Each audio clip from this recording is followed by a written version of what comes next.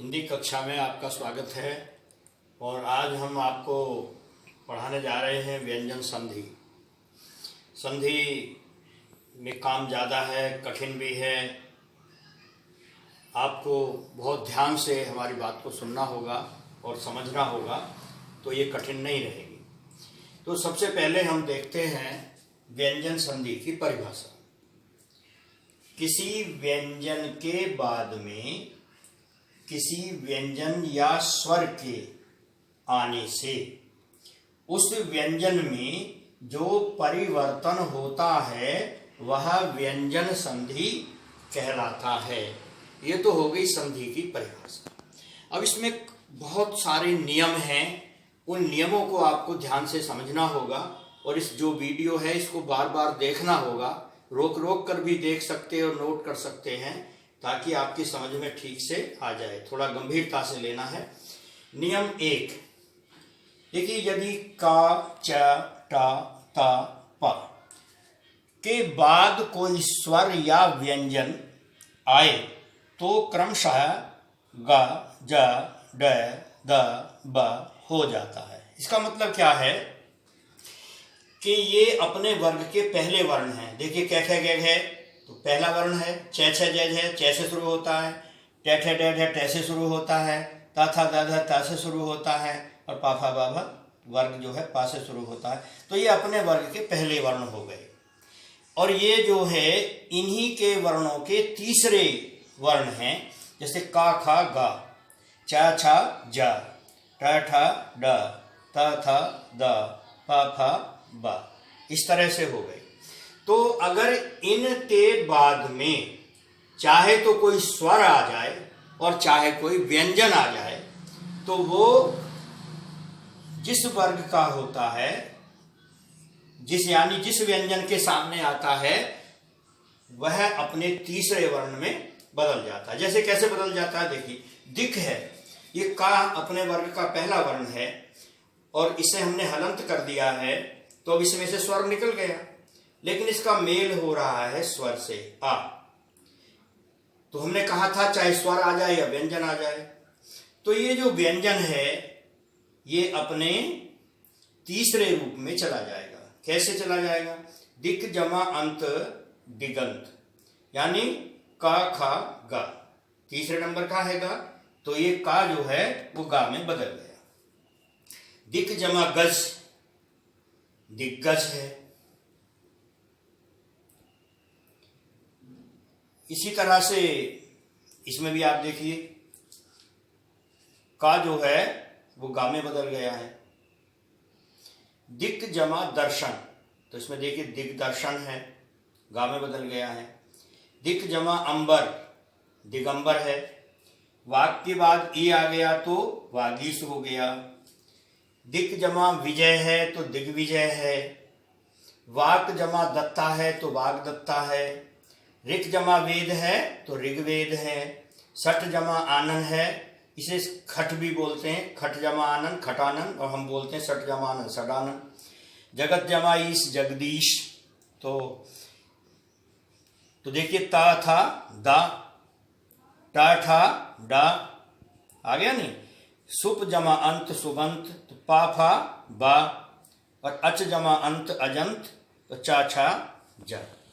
तो आपने देखा कि ये सारे जो हैं अपने ही वर्ग के तीसरे वर्ण में ये व्यंजन बदल जाते हैं। अब इसमें आप देखें कहीं पर, अब देखिए छोटी की मात्रा आ रही है, दिग्गज, यहां आधा गय, मैं कह रहा हूं आधा गय आ रहा है यहां, और यहां पूरा आ रहा है। तो ये दिक जो है, अब देखिए दिक में तो सीधे सीधे ए मिल रहा है, तो इसका जो स्वर हमने निकाला था वो इसमें आ गया, तो ये पूरे गा में बदल गया। अब यहाँ पे व्यंजन गा मिल रहा है, अब यहाँ इसे आ तो नहीं मिल रहा, गा से मिल रहा है, तो यहाँ आधा गया आ गया। दिक दर्शन, यहाँ भी देखो आधा हो गया। दिक अंबर, अब देखो यहाँ दिक अंबर आ मिल गया नहीं, सीधा इसमें आकर के पूरा कर दिया इसे, तो ये गया पूरा हो गया है। इसी तरह वाक जमा ईश है तो बड़ी ई है, तो देखो गा पे बड़ी की मात्रा आ गई, ये पूरा ई इसमें मिल गई, जुड़ने पर जब इससे मिलेगा तो ई से मिलेगा तो ये बड़ी की मात्रा होगी। इसी से देखिए का है, ये वी से मिल रहा है तो आधा गा हो गया, वाक दा से मिला तो आधा गा हो गया, का वा से मिला तो आधा हो गया। और ये मैंने आपको बता ही दिया था कि ट ठ ड यानी आधा और पूरा कैसे हो जाता है, ये भी मैंने आपको बताया। तो चलिए अगले नियम की ओर चलते हैं, नियम नंबर 2 की ओर। तो दूसरे नियम की ओर आते हैं। और मैंने पहले ही कहा था कि इसमें कई नियम हैं, तो हर चीज को जरा ठीक से समझना पड़ेगा।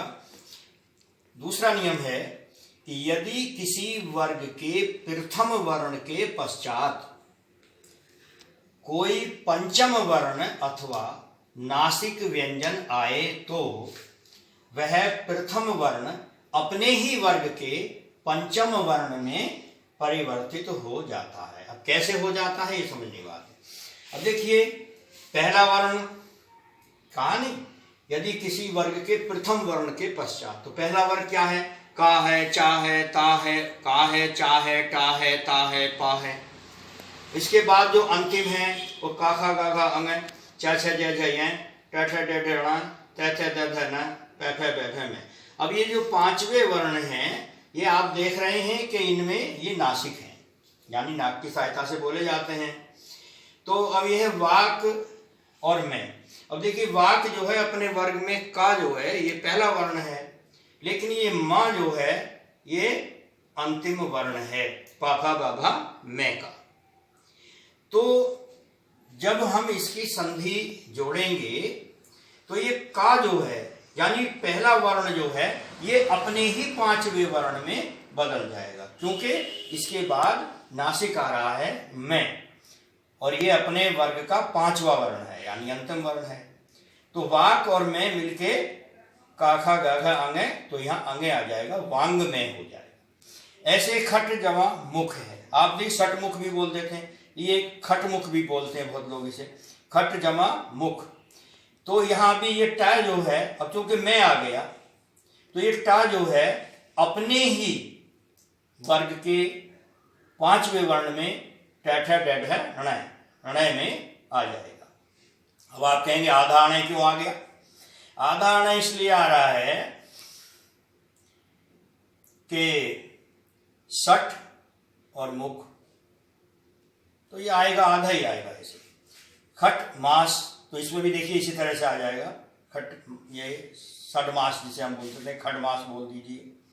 उत जमा मत, अब यह है ता, अब इसके बाद देखिए फिर मैं आ रहा, प मैं अंतिम है ना, तो तय का क्या होगा, ता था दा धा न, अपने ही पांचवें वर्ण में बदल जाएगा। ऐसे तत्, तो फिर वही तय के बाद मां है तो ये पांचवा वर्ण हुआ और नासिक भी है, तो ता था दा धा न हो जाएगा। ऐसे ही यहाँ है ता के बाद मैं है, तो देखिए यहाँ चिन्मय हो गया।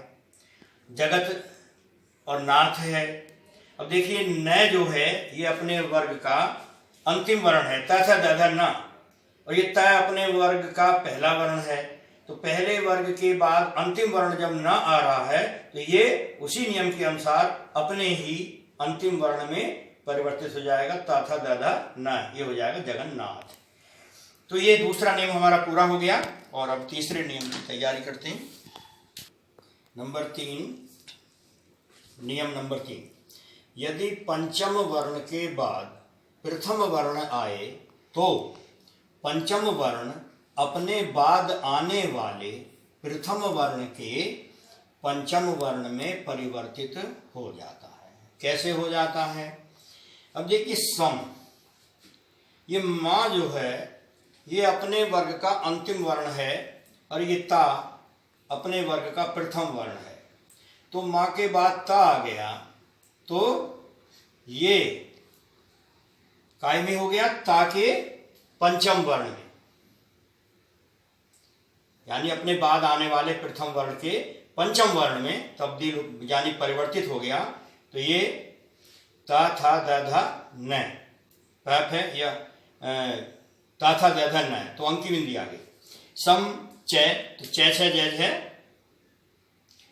छ छ जय जय यहाँ सम कलम तो का ख गए गए नहीं अंकी बिंदी आ गई। संपूर्ण पैफ मैं आ गया। परम तू तथा तथा न आ गया। तो इस तरह से ये हो जाएगा। तो इस नियम में ये ध्यान रखेंगे कि पांचवा वर्ण है अपने वर्ग का, इसके बाद अगर प्रथम वर्ण आए तो जो प्रथम वर्ण है वो पांचवें वर्ण में परिवर्तित हो जाए, यानी पंचम वर्ण अपने बाद आने वाले प्रथम वर्ण के यानी इसके ये पांचवें वर्ण में परिवर्तित हो जाएगा। ठीक है। नियम नंबर 4, यदि ता और दा के बाद च वर्ग का कोई व्यंजन आए तो ता और द च वर्ग के व्यंजन के अनुरूप हो जाते हैं, यानी उस जैसे ही हो जाते हैं। कैसे हो जाते हैं? अब देखिए सत ये तय है ना, तय और द के बाद, तो तय के बाद च वर्ग का पहला वर्ण आ गया तो तय का भी च हो गया। सच्चिदानंद आधा च आ गया नहीं। और सत चरित्र तो इस तय में वो भी पहले जैसा ही है तो यहां भी सच्चरित्र हो गया। उच्चारण उच्चारण, अब सत जन, अब ये जय आ गया तो ये तय जो है ये भी जय में बदल जाएगा क्योंकि ये अपने वर्ग का पहला वर्ण है। नहीं, च वर्ग का कोई भी आ जाए ना तो ये च वर्ग का है जय, तो तय के बाद जय आ गया तो ये तय जो है जय में बदल जाएगा, सज्जन हो जाएगा। उत जमा ज्वल उज्ज्वल, विपद जमा जाल विपद जाल, जगत जमा छाया। अब देखिए छ आ गया यहाँ, ये भी च वर्ग का है इसलिए ये तय फिर भी च में बदलेगा, जगत छाया। जगत जननी तो जगत जननी। तो इस तरह से ये नियम पूरा हो गया, इसका ध्यान रखेंगे। अब चलते हैं नियम नंबर 5 पर। अब नियम नंबर 5 पर आते हैं कि यदि ता वर्ग के बाद ट वर्ग आए तो त वर्ग का व्यंजन ट वर्ग के व्यंजन में बदल जाता है। अब देखिए यहाँ बृहत है, त है प्लस टीका ट आ गया तो ये त जो है ये भी ट में बदल जाएगा, बृहत टीका हो जाएगा। ऐसे ही उत और डयन है तो यहां पर ता का भी ड हो जाएगा, उड्डयन हो जाएगा। कहानी तय वर्ग के बाद ट वर्ग का कोई आए तो ये टैट है, डैट तय का ही है। तो अगर तय के बाद ट का कोई व्यंजन आएगा तो ता जो है वो ट में ही उसके अनुरूप बदल जाएगा। जैसे यहां ता का ट हो गया, यहां तय का ड हो गया। अब आइए नियम नंबर 6, यदि तय के बाद न हो तो तय भी न में परिवर्तित हो जाता है। जैसे यहां ट में बदल गया था। उत जमा न तो देखो तय भी न में बदल गया, उन्नत। जगत जमा नाथ जगन्नाथ, तय भी न में बदल गया। तो यदि तय के बाद न आ रहा है तो तय भी न में बदल जाएगा, तय के बाद ट आ रहा है तो तय भी ट में बदल जाएगा। ट वर्ग का कोई भी वर्ण आए। अब आइए नियम नंबर 7, सघोष व्यंजन के बाद अघोष व्यंजन आए तो सघोष का अघोष हो जाता है। तो देखिए जो वर्ग हैं हमारे का ख ग च छ ज ट ठ ड प फ भ य र ल, इनमें जो पहले दो हैं का ख च छ ट ठ, ये जो पहले दो हैं ये अघोष हैं और इनके बाद वाले जो शेष हैं वो सघोष हैं। ठीक, अब यहां आइए देखिए आपद द, तो क्या कहा था? सघोष व्यंजन के बाद ये सघोष है क्योंकि तय थ द तय थ के बाद आ रहा है और इसका जो मेल है वो किसी व्यंजन से, अघोष व्यंजन से हो। अब का जो है अपने वर्ग का पहला वर्ण है तो ये अघोष में आएगा। तो जब सघोष का अघोष से मेल होगा तो क्या हो जाएगा? आपतकाल। यहां था ना आपद काल, तो क्या कहा था? तो सघोष का अघोष हो जाएगा। तो ये सघोष है, द का अघोष होगा, काल हो गया, ये आपतकाल हो गया। तय हो गया, तय अघोष, तय थ है नहीं तो तय हो गया, अघोष हो गया।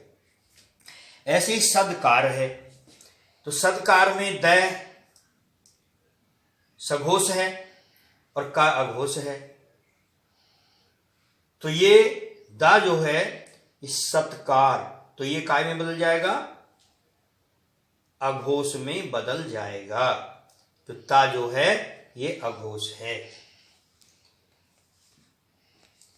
अब ये है त थ द, तो तय से ही तो शुरू हो रहा है, इसलिए ये तय में आ जाएगा। यहाँ तय अपने यानी अघोष में बदल जाएगा, अपने ही वर्ग के अघोष में बदल जाएगा। ठीक है, अब चलिए आगे, अभी नियम और भी बाकी हैं। चलिए नियम नंबर 8 पे आते हैं। यदि मां के बाद ऊष्म व्यंजन, मां के बाद ऊष्म व्यंजन श, पेट चिरा स है, यानी जो पहचान क्या है कि ये रगड़ से बोले जाते हैं, वायु जो है वो रगड़ खाती है। श स है, अथवा अंतस्थ व्यंजन य र ल व, य र ल व, इनमें देखिए कंठ की सहायता भी ली जा रही है, अंतस्थ है। आए तो मैं अनुस्वार में बदल जाता है। क्यों कि मैं के बाद आएंगे ना।